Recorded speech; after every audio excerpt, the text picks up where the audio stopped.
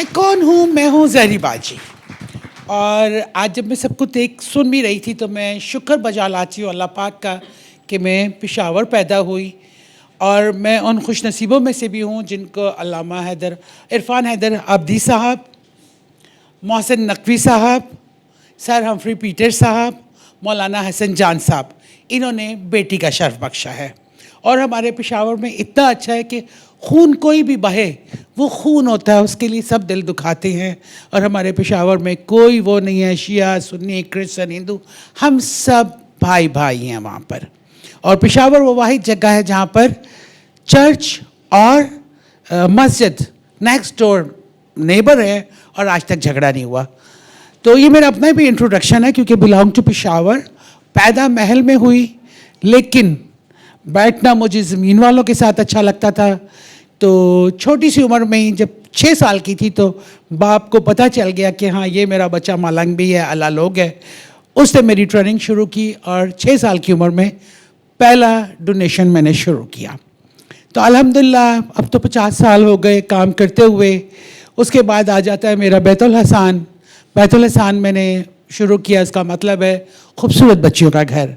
लेकिन बैतुल हसान में भी कोई ज़रूरी नहीं है कि सिर्फ बच्चियां हों, बच्चे भी आते हैं, बच्चियां भी आती हैं, हर कोई आता है मेरे पास। और मैं मतलब जिरगा की भी प्रेसिडेंट हूँ, फैमिली जिरगा का। हमारा जो पीस अमन कमेटी है उन्होंने भी सीनियर वाइस प्रेसिडेंट बनाया हुआ है।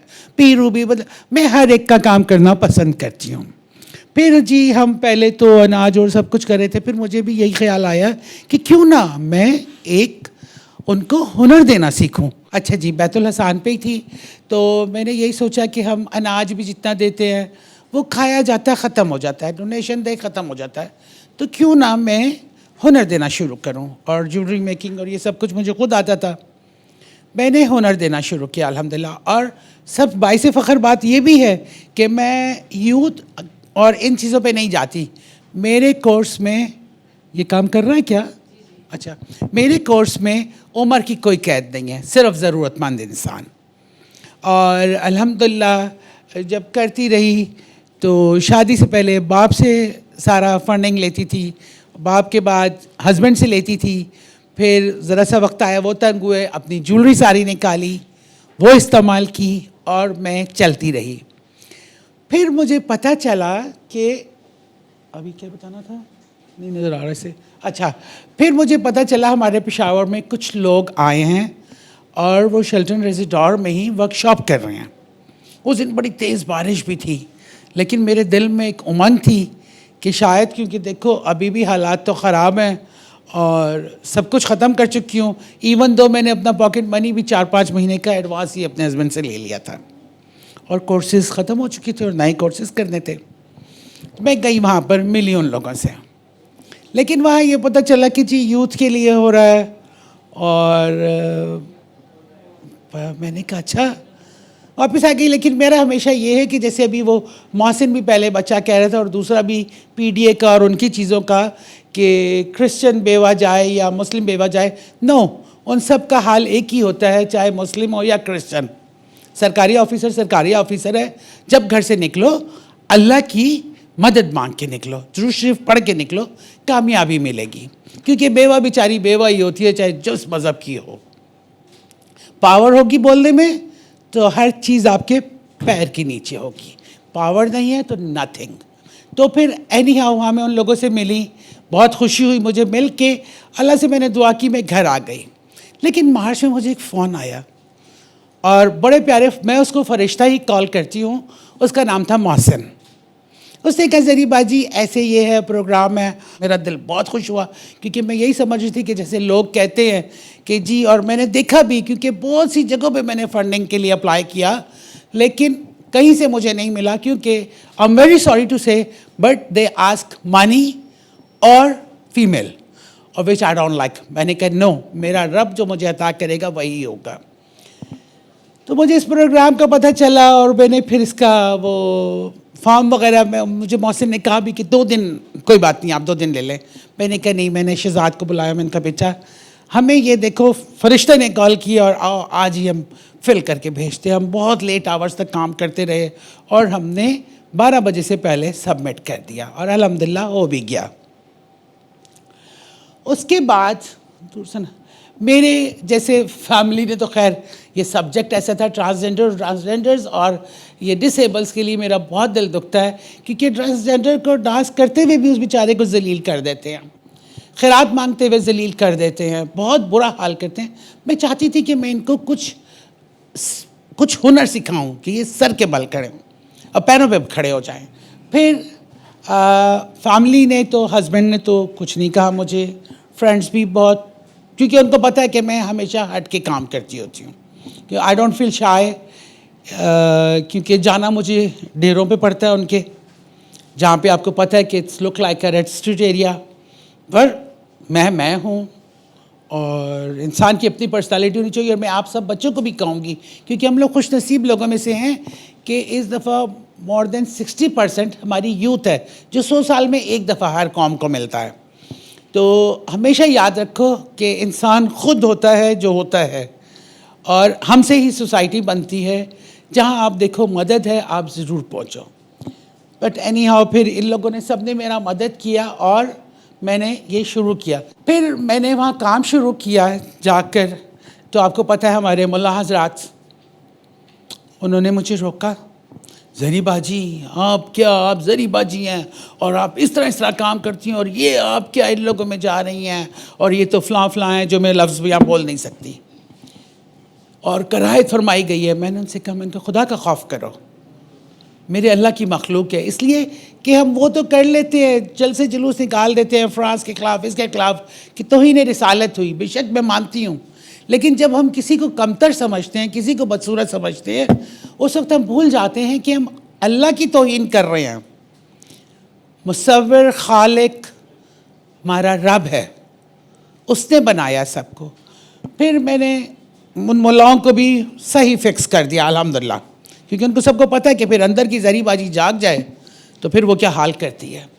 उसके बाद हम वहाँ बैठे हुए थे, नहीं हाँ कतरीना का बाद में किस्सा करूँगी। उसके बाद हम वहाँ बैठे हुए क्लास में, तो वहाँ बड़े ग्रुप होते हैं बेचारे, ये नाचने गाने वाले भी बड़ी हर्डल्स में जाते हैं।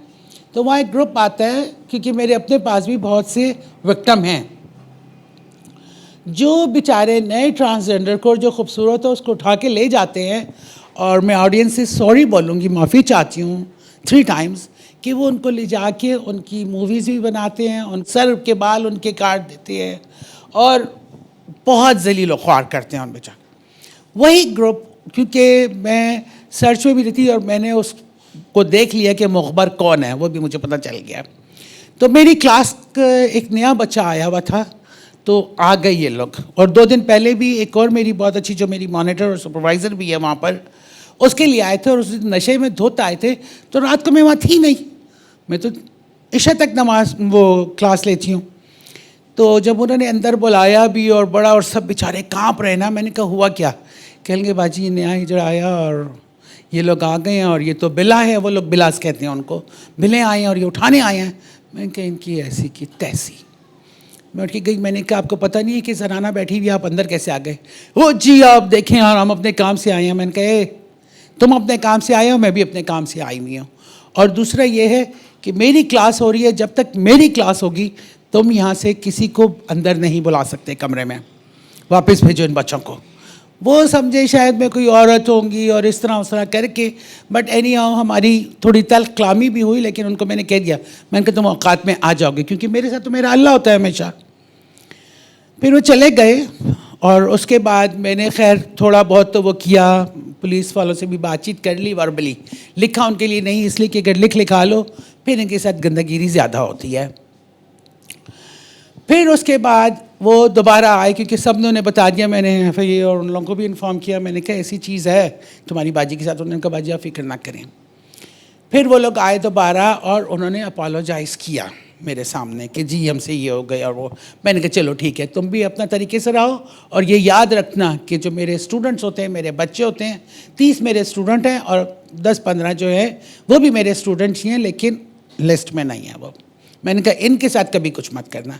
फिर एक दिन, अभी 3-4 दिन पहले। वो ये समझे कि शायद मैं चली गई, मेरे बच्चे अच्छा काम कर रहे, तो मेरी पिछले हफ्ते में मेरी क्लासें ख़त्म हो रही थी, हम बैठे हुए थे, ये बिलाज आ गए और सीधा बेचारी नमकीन की तरफ ही गए। अब उन्होंने मुझ पर उनकी निगाह नहीं गई थी। जो ही मैंने उनको देखा, मैंने कहा फिर कि नहीं नहीं जी, वो उसके चाचा का बेटा उसके लिए आया। मैंने कहा इसको तो मैं जानती हूँ, ये इसका चाचा का बेटा कहाँ से आ गया।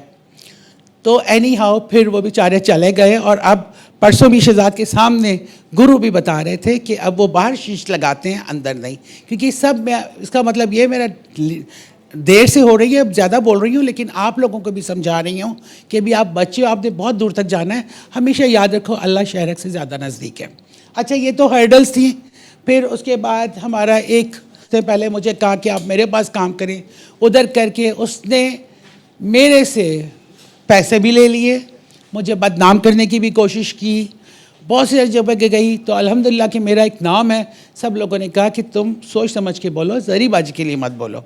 ना पैसे उससे वापस किए, चीज़ें उससे मेरी बहुत चुराई, बहुत कि इवन सेक्रेटरीट वाले भी आए मेरा कोर्स देखने के लिए।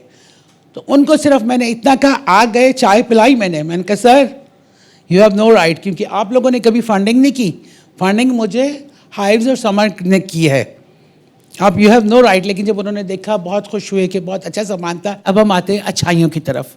माशाल्लाह मेरे एक ट्रांसजेंडर ने बिल्कुल दिल से तौबा करके हर बुरा काम छोड़ के सिर्फ सिलाई कढ़ाई और ज्वेलरी मेकिंग पे आ गया। और 4 ट्रांसजेंडर्स जो है उसमें से 2 डांसिंग तो करेंगे, लेकिन चारों ने कहा है बुरा काम नहीं करेंगे, और वो भी ज्वेलरी मेकिंग पे आ गए हैं। और उन्होंने ड्यूरिंग कोर्स ही उन्होंने काम शुरू कर दिया था। उनकी ज़मानत मैंने ले ली थी सुनार से, और अभी उनको वो छोटे काम दे रहे हैं, और इंशाल्लाह कुछ अरसे बाद उनको सोने पे भी वो स्टोन्स और ये सब कुछ लगाएंगे।